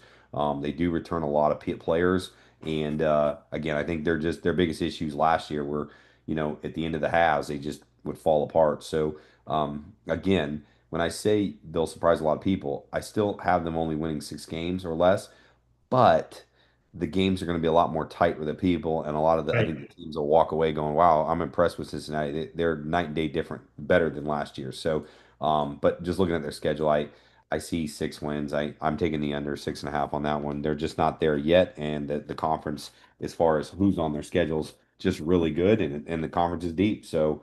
I'm taking the under 6. I think they get one more win. I do think they go to a bowl, but as far as regular season, so they could finish 7-6 on the year. But as far as the regular season wins, I got them. I got the under 6. That first game total is way too many. I don't know if you use computer models. We don't care. The key number is 52. I'm betting the under 52. Uh, Yeah, Coach Rule at Nebraska is a defensive minded coach. He's going to have that defense ready to go first game of the season to shut Cincinnati down. He needs that game. Defensive coach, 52, way too many points. That's another game right after the podcast is over. I'm betting the under 52. Nebraska Cornhuskers against Cincinnati Bearcats. Kansas Jayhawks. I love their coach, Lance Leopold. Made me a lot of money. He was the head coach at Buffalo. Uh, he knows how to do more with less. And again, another guy who's won multiple national titles. I believe he won an NIA national title in the NI, whatever that division is, the lowest division of football. He won a national title there. He's gone up the ranks. He knows how to do more with less. He's always in the game. Uh, Daniels is coming back. Uh, Loved him since high school. I love his story. He was there with Bryce Young and them. These elite camps, they wouldn't let him in, so he jumped the fence, snuck in, got in line, and got himself a scholarship at Kansas. Good for him. He got hurt. He'll be back next year. Uh, it doesn't really matter with him. We'll just figure something out. But 82 career starts on the offensive line, good. Uh, they have money on NIL because of basketball. Bill Self, Kansas Jayhawks, Matt Lubick, dad was a coach, offensive coordinator. Again, this man doesn't sleep. He used to cut the grass at other schools. It's always an early game. What are your thoughts on the Kansas Jayhawks, Randy? All right, so they were 5-7 last year. They only returned 9 starters to their team, including their quarterback. So they're in trouble. Vegas has them over under 7. I don't. They're not getting 8 wins. I can tell you that right No. now for the season. Yes. So that one is like I said, when we talk about those 80% bets, that's one that I'm sitting there going, I feel 80% confident that they're not getting 8 wins on the regular season. Because remember, this is regular season. This doesn't count Right. bowls. So people get confused sometimes and go, oh, well, if they get a bowl game, they could hit that spot. It doesn't count. Once the first week of that last week of November's over, the season's done. So regardless of whether they go to a bowl game. So Right. I'm the under. Again, even if they win 2 more games, that's a 2 game improvement. They go bowling. That's still a really good year with what they got. But because of the Yeah. lack of depth, their defensive line was serviceable, right? It was a bend don't Right. break. But they had trouble getting pressure in the backfield. It still doesn't sound like they really have anybody on that line that's going to really, really stand out and be an NFL type player. That's concerning. They did get gashed several times last year on the ground, so they got problems. Again, they just lack experience. They're kind of still in rebuild mode. I'm not saying they can't be well in the next few years, but their NIL also Right. isn't the best, and I've heard concerns about how they recruit. Plus, they're in Kansas. It's just it's tough to get guys to go play there when you're not in the Power Two. So, because you're seeing this even now with like certain schools in the Power Two, like Nebraska and stuff, they're still struggling to get these top tier players because nobody wants to go play in the middle of the cornfield. So, with that said, I feel really comfortable taking the under 7.5 for Kansas for 2025 as far as win total. I mean, that one's pretty straightforward for me. Right. Pretty straightforward. Love it. Love the analysis. Randy is spot on. That's why we have him on the podcast. He's going to make us a ton of money. So I'm almost ready to jump over this computer. I feel excited for these games, man. I was Drop getting it, super man. Like I nervous. said, I think for those that are listening, I think out of all the teams we've talked about, Kansas, I feel very, very comfortable that they're not going to win 8 games. Okay, So they're um, not winning it. Love and I it. can say that you can see in my demeanor, I feel relaxed with that thing. So, that one right there, and for instance, like I said, and just to give people an example, if Right. you're looking at the Kansas, let me see, make sure I get this here, Kansas Jayhawks. Let's just say you want to take the uh, the under 175. All right, so the seventh thing. So, you drop $100 bet, you just made $60 on a year, right? So, it's not a ton of money, but it can add up. You drop $1,000, you've just made $600 in a year on what I feel is for me is a very comfortable pick, right? So, Right. let's let it fly. But like I And if said, you're close, that's what happens too. It's happened to me many times. Sometimes you're close, and, and, right? and like and like I said, this is entertainment purposes. So, like I Right. said, make your own But the 42 informed. states, we get listeners download, every Correct. So state. make your own informed decisions, Right. whatever. But I'm telling you, me personally, putting a grand down, I feel very comfortable. making some extra money at the end of the year. But again, that's me. You do you. Hopefully, the information that we give you is informative and allows you to make the It best is decisions informative. possible. Yep.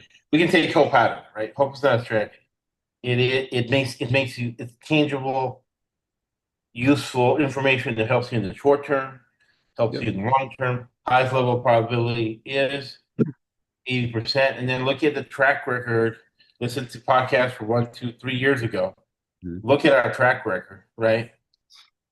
And again, if you bet each game that comes out of Randy's mouth, James's mouth, my mouth, equal weighted, your money will be saved. You will Well, not be taken advantage of by the sports betting market. Well, Okay? and like Josh is saying, my goal is to under promise and over deliver, right? That's Right, what I'm shooting for right now. So I try to use, what I call he's got his own set of words that he uses. We call them action words. I have my own. right, But like I said, I'll tell you if I personally feel comfortable with something, and like I said, I don't see them getting 8 wins. right. Honest, unfiltered opinions. Now, this is very interesting program to me, the Houston Cougars, from a fundamental analysis standpoint. Uh, Look at an A on the board is Tillman Fertitta. He was an original owner of the UFC, uh, original owner of the Palms, owned the Houston Rockets. Family's worth $23 billion. And if you heard the ACC podcast that talked about North Texas, his brother's on the board of North Texas uh, is paying it. So they have unlimited NIL. So the head coach is some guy. Now, Randy, something unique about Randy and I, we've watched every single South Florida football game. So we watched every single time Coach Fritz brought a team to play USF. And Coach Fritz, very, very solid coach. He's not going to be out coach. So when he played Lincoln Riley, I knew he was going to out coach Lincoln Riley, right? And I bet $1,000 and I got 950 back. You always equal weight, even though I felt strong about that. You always bet equal amounts, equal weight, like in stocks. If you get 100,000, you get 10 stocks in equal weight, right? And I'll get Randy on this. But again, another strategy within arbitrage, right? The real meaning of arbitrage. What arbitrage is that you take a sector and let's say the airline sector. You got 10 airlines. And you think that sector is going to do well in arbitrage, that equal amounts, you invest equal amounts in those stocks, and that's it. So you have 100,000, you're going to put it in plain stocks, you put it up 10,000 on each airline. And at the end of the day, you will make money in a fundamental analysis. This is another part of some, the real definition of arbitrage. Because in sports betting, I listened to other people and it wasn't educated as an MBA, securities license, managed portfolios. What they were saying was simply not true, a lie. It was going to hurt you because you would lose money. This is the real definition of arbitrage. So you always bet equal amounts because people like Randy and I are predictive anomaly because we watch so much football, right? Not as many people watch as much sports as Randy and I or anybody have on a podcast. So right there, you have an edge. You have many edges on top of that. So getting back to Coach Fritz, solid coach. Again, this conference has a few of them. Chris Kleiman, Coach Fritz, a couple other coaches who won national titles of lower divisions. This man won the national title, Sam Houston State. So he knows how to do more with less. He's creative with his teams late in the season. He's always going to be in games. Now we're going to find out whether he knows how to drive a Porsche with unlimited NIL money and unlimited money for coaches. So who do you pick with this unlimited amount of coaching?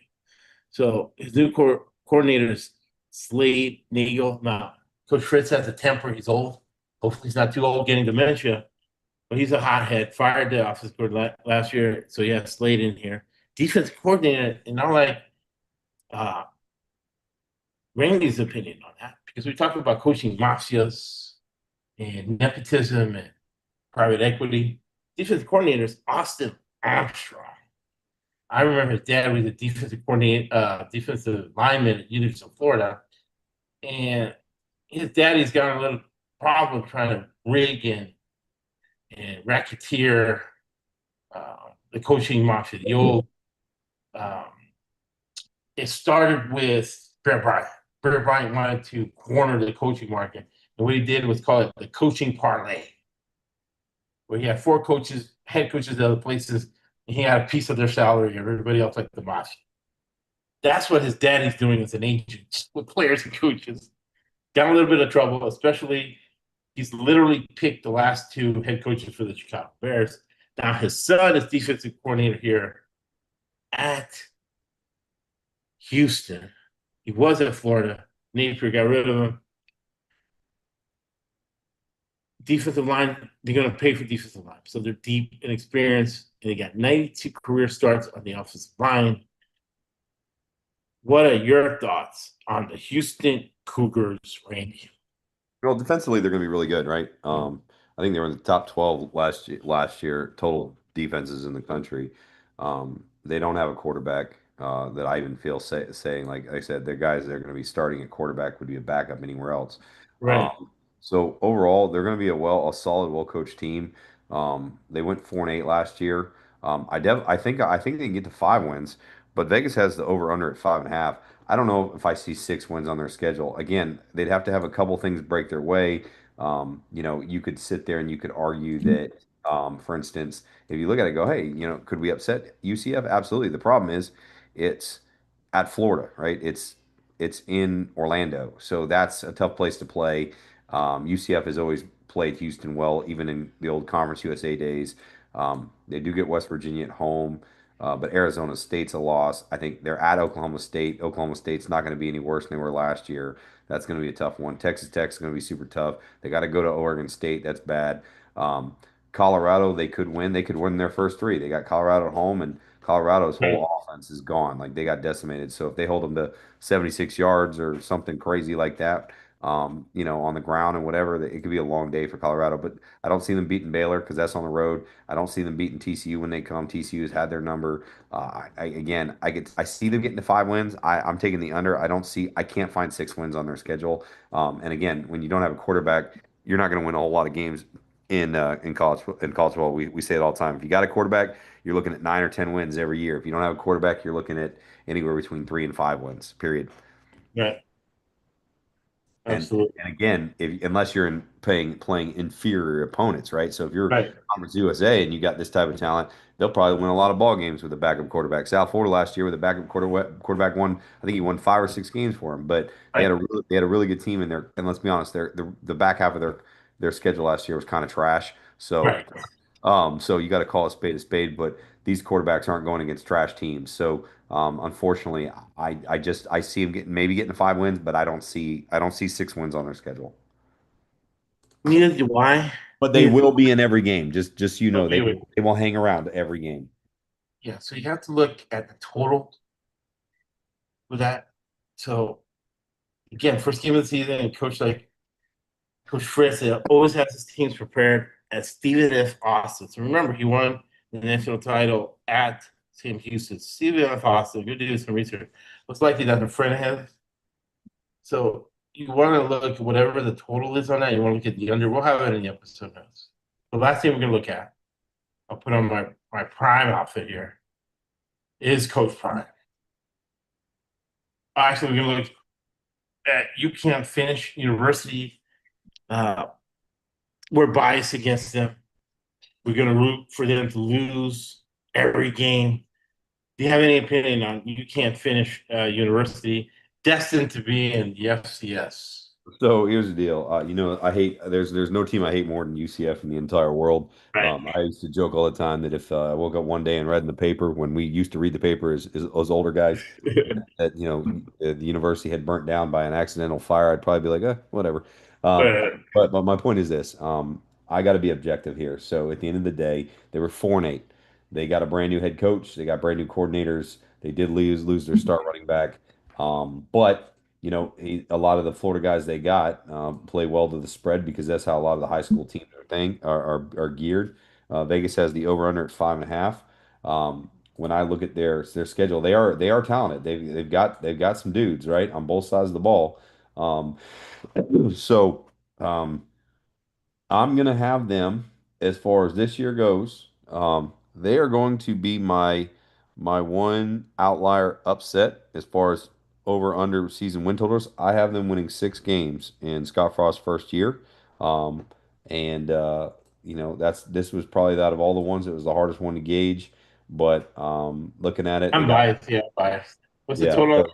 Their totals of five and over 5.5. So either you think they're going to Yeah, win less than 5.5 games or more. I've got them. I think they're going to pull the. I think they're going to do it, and they're going to finish six with 6 wins. In his first year, they were 4-8 last year, but again, it was because they had bad coaching. I think Frost will thrive by going back to Florida and running his spread offense that he likes to run.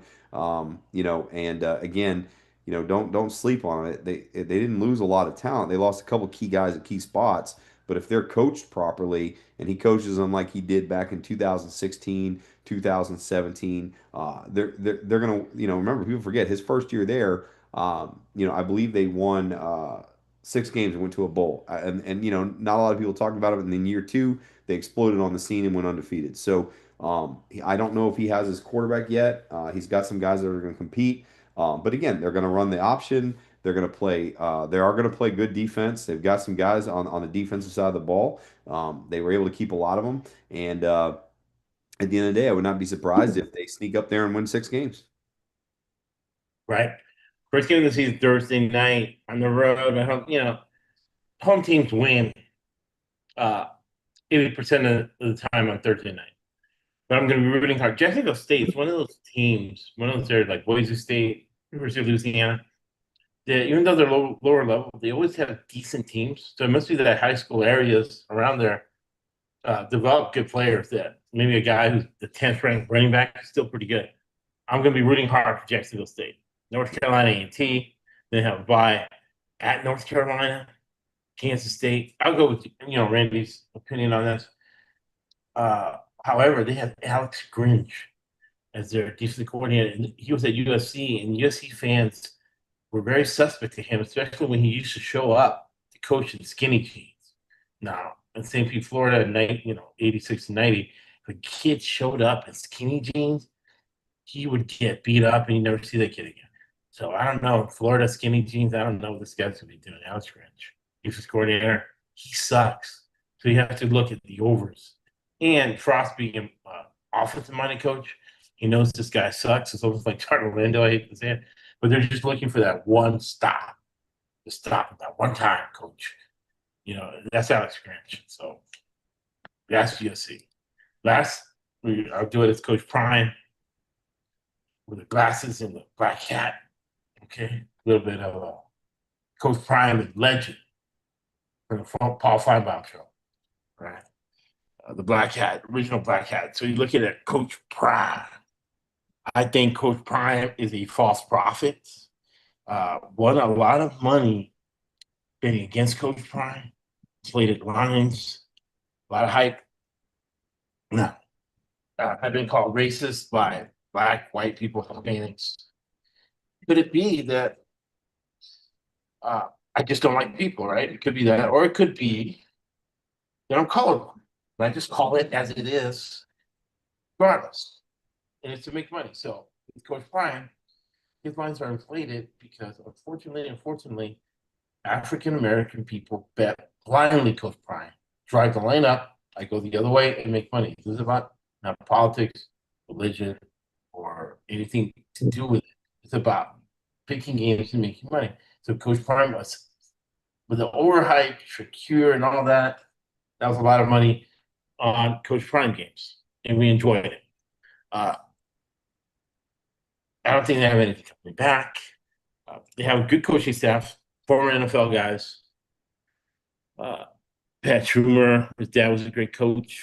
Defensive coordinator Robert Livingston, 8 years as secondary coach at Cincinnati Bengals, right? And Michael Polak, great special teams coach. However, you look at their offensive line, they have 5 transfers, right? They paid for some offensive linemen. That's not good because that was a horrible offensive line last year. Coach Prime and the offensive line coach have not proven they can, on the fly, put an offensive line together. Uh, Defensive line, he's paid for guys. right? Uh, they have a veteran group, kind of middling, not too high on Coach Prime. I see them imploding. He had a health scare, cancer of the bladder, had it removed. He was away from the program. And they have a lot of good teams on the schedule. Georgia Tech, Houston, BYU, TCU, Iowa State.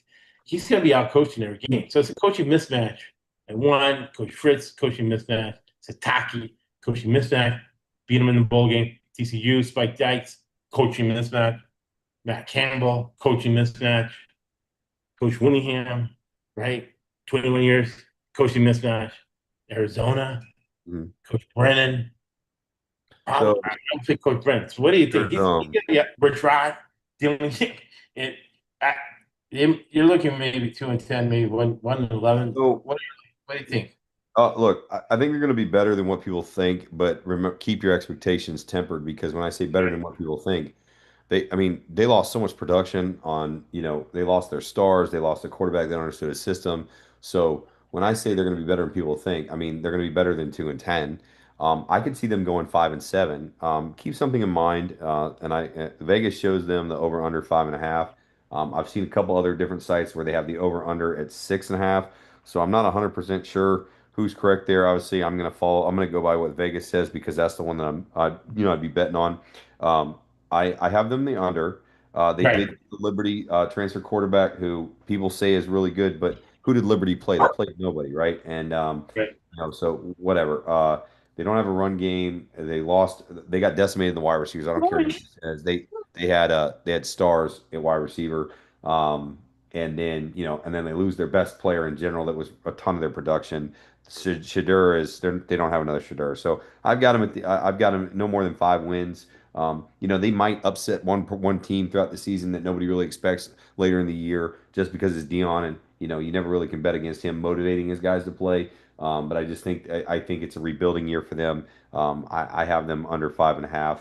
Like I said, could they go 2-10? Yeah, but I think they'll be better than people think. So I think they get to 5 wins, but I don't think they win 6 games this year. All right. No, yeah, the dog didn't recognize me with the hat and glasses. Yep. And I completely agree. He's really going to be coaching this man. And like you talked earlier, when you get these kids overhyped, when you overpromise, after a couple losses, you got a bunch of transfers, right? And the coach is sick. It takes you a while to get back from that.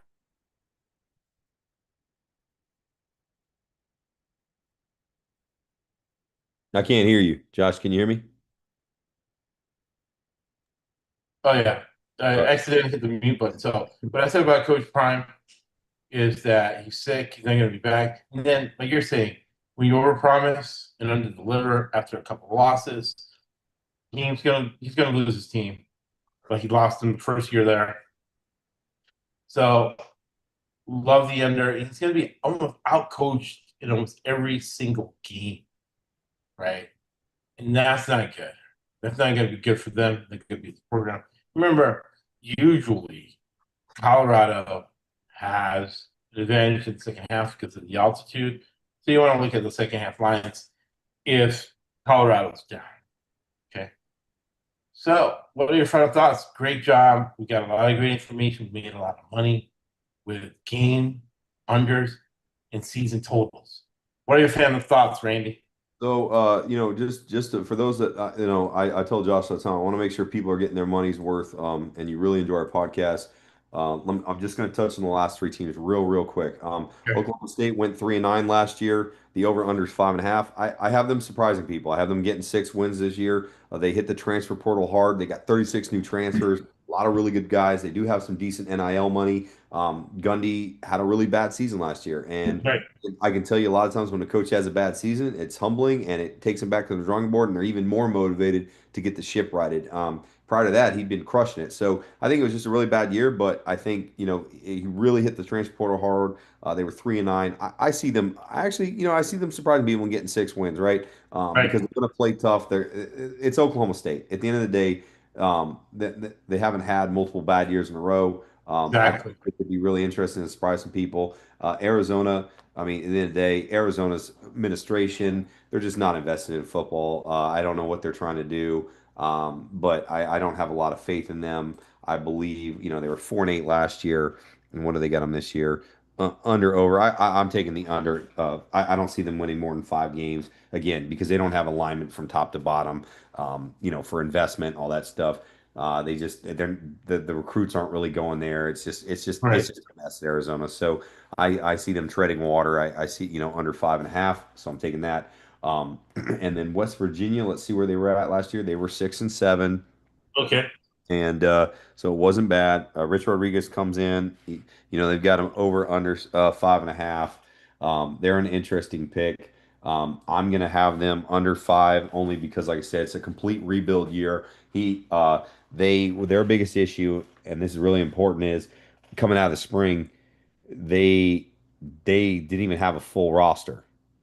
Like they were in a lot of trouble just trying to fill spots. Like they were went into the transfer portal being like, I just hope we're just begging anybody to come right now because we don't have bodies. So that's a bad sign for year one. It's going to take them obviously, and then it takes year two and year three to really recruit and get your guys and then start building depth. So I'm taking West Virginia under the 5.5. They're not going to win more than 5 games this year, mainly because they just don't have depth. So in the second half, they're going to fall apart. If injuries pile up, they're in deep trouble. They're not even gonna. They don't. Like I said, I'm not even 100% sure. Looking at it right now, I would have to go look. Uh, Last I heard, they didn't even have a full Right. roster, or they were just struggling to barely make it. That's a really bad sign. So, again, could they win some games and upset some people? Absolutely, they could. But I don't think they're going to win more than 5 games. So I'm taking the under 5.5 in there, and that's what I got. And I hope, like Josh was saying, I hope we gave you some really good information tonight. We did give some good information. The last three teams, uh, you got to look at them week to week because there's so many variables. But I like Randy's advice. Any last words, Randy? Oh, nope. Just we'll keep this train rolling. Keep giving you great insight, fundamental insight, and get you a different perspective that maybe you're not going to see on the other podcasts. And that's what, like Josh and I have been saying. Like our goal is to deliver something that I know as a person that's listened to podcasts my whole life, it would always drive me nuts. You always hear the same thing. I told him today. You're watching, CBS or ESPN, and you always get this weird white guy on there. No offense to me, I'm white, whatever, but they'd get on there and the guy he just looks like a nerd, and he's like you're wondering like has this guy ever played sports in his life? And my favorite is they go, well, if they have a really great year, they're going to be 11-2, and if they have my worst case is that they're 6-6. Well, congratulations, dude. That's like saying that my IQ is hopefully somewhere between 160 and 75. Like that doesn't help Right. give anybody information, right? So what we're trying to do, and I always used to drive me nuts, is a lot of podcasts people say that, oh, like, well, this is their best win total, whatever. I want to explain more specifics and why our thought process is the way it is. And so Right. that you better understand, like, hey, like Josh says, fundamentally, what are we looking at? What do we have? What do we know? And then Right. that way we can make an informed decision on the information we don't have to try to get as close to being accurate as possible, right? But I love the stuff when people give me the inside information that I'm not thinking about, right? Like I said, the stuff Right. we talked about last podcast, the stuff at fall camp that you're hearing behind the scenes. What's going on with the coaching staff? What kind of defensive or offensive schemes are they running? Is it a first year guy? Is he gonna audible during the game, or is he just gonna go with his game plan? And if he faces the wrong matchup, can he exploit that? Like, I want Right. to give you the stuff in the podcast that you're not usually going to hear, and it's not like I call it like a robot, right? Where it's, Exactly. guys, I got this team, I got 11-2 this year. Quarterback was awesome last year. Everything should be kosher. That's not how I work, right? So I try to give it a little bit different. Josh tries to give you a little bit different because we want our podcast to be different than what you're used to.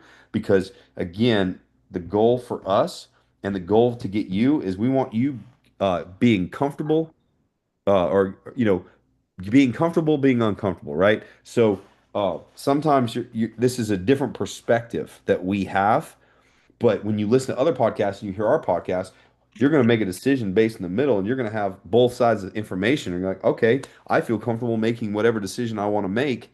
And hey, Josh, Randy, awesome job. Thank you so much. I appreciate it. But we just try to put in the effort to understand the details so that you can make the correct detailed decision. Make sense? So, with that being Absolutely. said, I really, really appreciate you guys' time. And as we always say, Josh and I, if you ever want to reach me, Josh pushes my X handle on the thing. Every now and then I might pop on and say what my weekend upset pick is.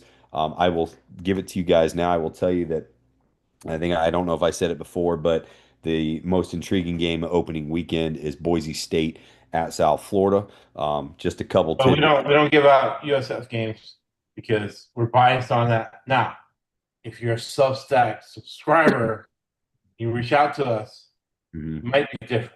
Correct. USF games, because number one rule of betting is never bet your own team. Correct. And I will tell you this, I did not, but I will tell you why. And I only say this because I want you to, the proof is in the pudding. So I want you to watch that game and Right. understand the reason why behind it so then everything else correlates to what we're No, telling no, you. Randy can set the stage for the USF game. Correct. Correct. Right. So this is what I'm going to say is Yeah. the games at 4:30 on the final week in August in Tampa. There is Right. no wind. The air is stale. The air is super hot. It's if you're 100 degrees in your body, the air is still hotter coming to your lungs. It's awful, right? These guys Well, are going to be practicing all fall in that heat. You got Idaho guys coming down. I know they can pump humidity into their indoor practice facility, but it's not the same. It is not not. really And there. adrenaline's going to carry Boise in the first half for sure. But then what Maybe. happens when they go into the locker room at halftime and they sit for 15 minutes, their adrenaline goes away, they start to cool down. Guess what happens in the third half? It's going to be a dogfight. They're going to fall apart, and that humidity is going to wear them down. Plus, both teams are healthy, and I will say this on paper. Obviously, health is important going through fall camp, but this is the most talented South Florida team on both sides of the ball, two deep, that they've had in 10 years. Take that for what it is. You figure out the rest, but at the end of the day, if you're from Florida, you know that the heat is different down there. It is just, and we're talking August. We're not talking October, November. That's a whole different ballgame. Late August, the hottest time of the year in Tampa. Good luck. That's all I will tell you. I don't care what you prepare for. Good luck, Boise State. So with that said, that's all I Yeah, we're really gonna got. set the stage for that game. Uh, just popped into my. I'm sure Randy's gonna agree. We're gonna do a write up on that game for the Substack subscribers. We're gonna Yep. do a write up on that game. The Substack is gonna be ready this week. We're gonna have. And Randy, really, when we first met Randy gave me some really inside information. Yeah, at that point, Randy's understanding now the value of the information he gave Right. me. And like Josh just said, there's more to that game that I can even go in further. But the only reason I put it out there is because if you have checked my X, Right, I've been very right, vocal about that game, right? So right, it's public knowledge. It is what it is.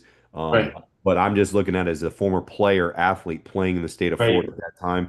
It is, I'm telling you, if you are not mentally prepared for it physically, you're going to struggle. So with that being said, Josh, like I said, pleasure is as always.